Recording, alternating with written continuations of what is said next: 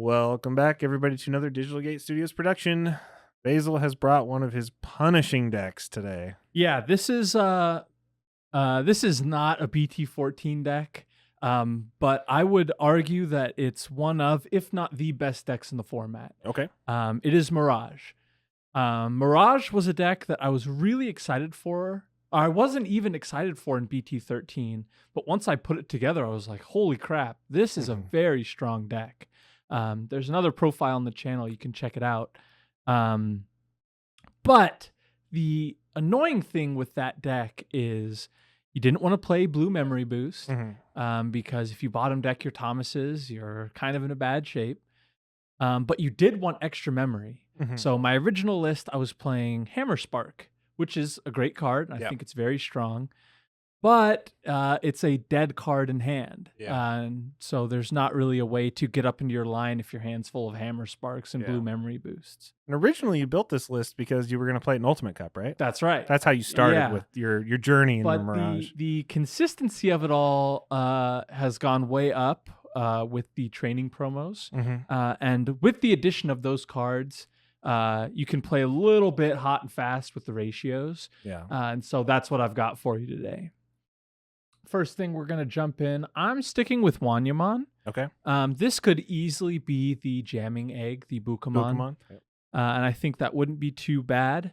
The reason that I stick with the draw egg is on a turn or on a game where you have to promote your rookie to swing and draw a card to kind of unbrick your hand, you're really going to want that Wanyamon rather than the Bukamon, as well as high DP bodies are not as prevalent, I would say, in the format compared to the BT-13 format with the Royal Knights deck and all the burst mode stuff. Basically, if you've never played Mirage before, you're going to do usually one check on the level 6, and then the rest of your checks are going to be on your level 7. On your burst, So jamming is obviously a very strong mechanic, and I wouldn't feel bad switching this for the jamming egg. I just value the card draw a little bit more. And you've tried both, right? Yeah. And I think that jamming is important. You'll see later I'm still playing Nikolai to give jamming, but I think the most important thing is card draw, especially with the way that I've built the deck, with sort of a little bit more lenient on the Digimon side of things. We're going to kind of rush through a lot of these Digimon because you all know what they do already. This is Gaomon, searches 3, grabs a Gaogamon in name and a blue Tamer, trashes the rest, inheritable bounce a rookie. Perfect. Our best rookie to have in stack is the EX4. On play, we both draw one. When something gets added to your opponent's hand, gain a memory. The perfect stack is the EX4 cards back to back because every time you bounce something, you gain 2 memory. That's crazy. And you really want to make sure you keep it your turn on the turn that you're bouncing stuff into their hand. The last rookie in the deck is the BT-13 Gaomon. Okay. Originally, in my old list, this were Floodgates. And I think Floodgates make an even stronger argument this format, especially the Siakamon. Siakamon's crazy. People who are playing green, everyone who is playing training cards, etc., etc. A lot of good things that are reducing Digivolve costs. But I've really found myself being punished pretty hard by not having the Gaomon on turn 1. Because if your turn 1 is Gaomon and then play a Thomas, you can promote, swing, draw one off the Gaomon, draw one off the Wanyamon, both players draw one off the Thomas. Yeah, it's really and good. Then you're pretty much guaranteed to have your full line after that. I think of this deck as a really offensive list. It's kind of glass cannon-y in a way. So I think moving away from the Floodgates makes sense to me in this version. But if you played them, I love Floodgates. No reason not to play them. Other than I want maximum card advantage, and I want to stay full tribal for consistency's sake. Moving on to the level 4s, we've got the BT-13 Gaogamon. Play a Thomas if you don't have one. Nice. Perfect on top of your Gaomon, or just as an Evo in the raising. It's perfectly well and good. Then the best Gaogamon is, like I said, the EX4. Yeah. Digivolving Bouncer Rookie, inheritable. When you bounce something, gain a memory. That's all your floodgate control right there. Yeah, it's floodgate control as well as it has the best inheritable. If we could play 8 of this, we might, but the 4 and 4 split is perfectly fine. And then that's actually it for the level 4s. Originally, there was a 9th level 4, which was the BT-14 Gaogamon, but its when attacking skill is horrible, and then it has the inheritable same as this Gaomon. And normally, you don't really need to bounce 2 rookies. Yeah. So I ended up moving away from it, and I went down to 8 level 4s. Ballsy. The training cards are such an incredible boost to consistency that I don't think you really need to run too many of these cards, because on the turn you're going into Mirage and Burst mode, you don't need more level 4s. Yeah. You know what I mean? You need other cards in your hand to do more damage. So just sticking with the 8 level 4s has done me well. We're going to pour one out for the EX4 MachGaogamon. The restricted. A lot of people were caught off guard by this restriction. And to those people, I would say play against this deck with training cards and 4 of these. Nasty. You're in for a rough time. This was the best level 5. I think it was pretty much the only card they should have restricted in the deck. I think restricting the BT-11 Mirage kills the deck completely. And I think this just slows it down a good amount. Enough to make it competitive, yeah. Correct. It's when Digivolving bounce level 4, when attacking unsuspend. It's a very good card. Very deserving of a restriction, in my opinion. Our backup is the BT-11 MachGaogamon. Okay. One of the reasons I moved away from the jamming egg was because most of the time we're going to be promoting a level 4 and then evoing into this. Okay. It's going to give us blocker and probably 4,000 DP at least. So a lot of the times our MirageGaogamon is swinging at 16,000. It's insane. And it's like jamming at that point is kind of redundant. Yeah. It's basically only losing to Cross 7 Superior Mode and Omni X. Yeah. So I think because we're playing 4 of this, the jamming is somewhat irrelevant. Okay. If you went to the BT-13 MachGaogamon, it says when this Digimon can't be blocked if your opponent has 8 or more cards in hand. Yeah. And you wanted to swing with that level 5 and then unsuspend in different ways once you evo. I think that would be perfectly fine to then switch to the jamming egg. Yeah. But because I'm sticking with this MachGaogamon, I think the Wanyumon makes more sense. Makes sense to me. And that's it for the level 5s. Wow. 5 level 5s. Killing me. It sounds really weird in this deck, but when you really think about it, you basically only need 1 or 2 at most level 5s per game. Yeah. So having my original list had 7 for consistency's sake, but this list, I'm not kidding, the training cards are such a massive boost to consistency. Yeah. I think you can play like this with your ratios.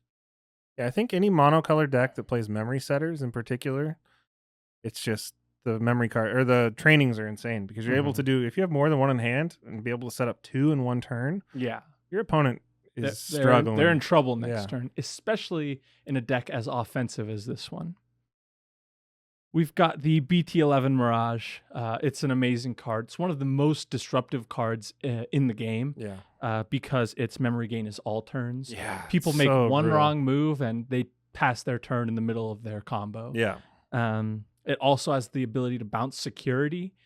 This deck does not play with protection of any kind. It just has a big DP threshold and unsuspension. Yeah. So kill spells are a detriment to this deck. So our sort of answer to that is the BT-13 Mirage. It has evade. If you're in a scene with a lot of sort of like red kill spells or purple kill spells or something like that, you could move up on this MirageGaogamon. But I just think it's strictly worse because although playing a Tamer for Thomas for free is nice, adding a security and gaining memory is usually more preferable.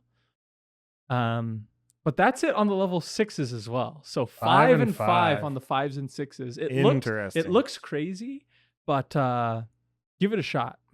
Yeah, it's playing against that BT-11 Mirage that always makes me want to switch from Wanyumon to Bukamon in my blue decks. Yeah. any mandatory draw effect gets really screwed up by this card. We've got 3 of the burst mode. Nice. Again, this is another card you basically only need to see 1 of per game. Yep. It's good security bomb too. It's a big security number. The thing about this card is we would run 2 if we didn't bottom deck it a lot of the times. When you're playing this searcher, most of the time you're looking for the rest of your regular line. Okay. So if you see a Gaogamon and a burst mode, you're pretty much always going to take the Gaogamon to get up into your line. So that's why we end up playing 3, because you're inevitably going to have 1 in security and bottom deck 1 with a search. Yeah. And you want that last one to be available for you to win the game. Gotcha. And so that's it for the Digimon. Like I said, Thomas time. The ratios on this deck are the interesting thing.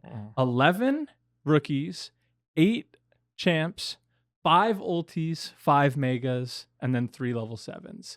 It seems very risky, but like I said, the added boost to consistency comes from those training cards. It makes sense because we've been looking at some of these like regional contenders list, and we see these wild ratios, and you're like, how? But like you've said in the past, put it together card for card. Give it a shot. Give it a shot.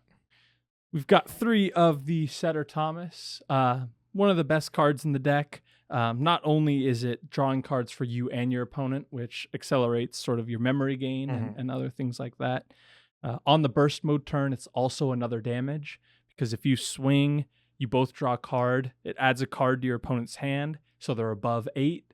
Then it'll unsuspend again. Yeah. And speaking of unsuspending, we've got the old Thomas. If they have 8 or more unsuspend, also on play, draw a card. Very, very nice. But like I said, it's a lot of old cards, but we're going to get to the exciting thing here in a second. We've got 1 Nikolai. Just the 1. If you switch off the Wanyumon to the Bukamon, this becomes another Setter Thomas, which I think is perfectly good. But because I'm running the Wanyumon, 1 instance of jamming, it comes up kind of niche, but you're never sad to see him when you do. All right, let's talk about it. Mental training at 4. Oh. This is a very interesting card. In the old Mirage strategy, let's say my opening hand was 4, 5, 6, 7 Hammer Spark. Yeah. I would mulligan that hand almost every time because I don't have a turn 1. If my opening hand is 4, 5, 6, 7 training, I'm going to keep it. Yeah. Not only is it better than memory boost, because if I see a Thomas, I'm going to grab it, but also I'm not too worried about missing anything else. Yeah. Because these training cards grabs the entire deck. Yep. There's no non-blue cards in the deck. The memory boost whiffed on 8 of our Tamers and all of our options.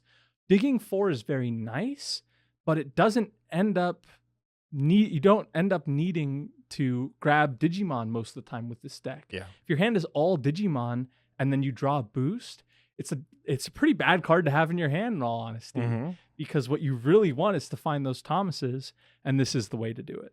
I like it in yellow too, because like if you play it and you hit a TK, cool, grab the TK and then use that to search. Yeah, exactly. Yeah. Same idea. I mean, it's the same idea with the Thomas. You grab Thomas, you're going to draw another card. Yep. Then the reason that we're playing so few Digimon is we wanted to make room for more options. I specifically wanted to make room for more Hammer Sparks. I love it. Hammer Spark is an insane card.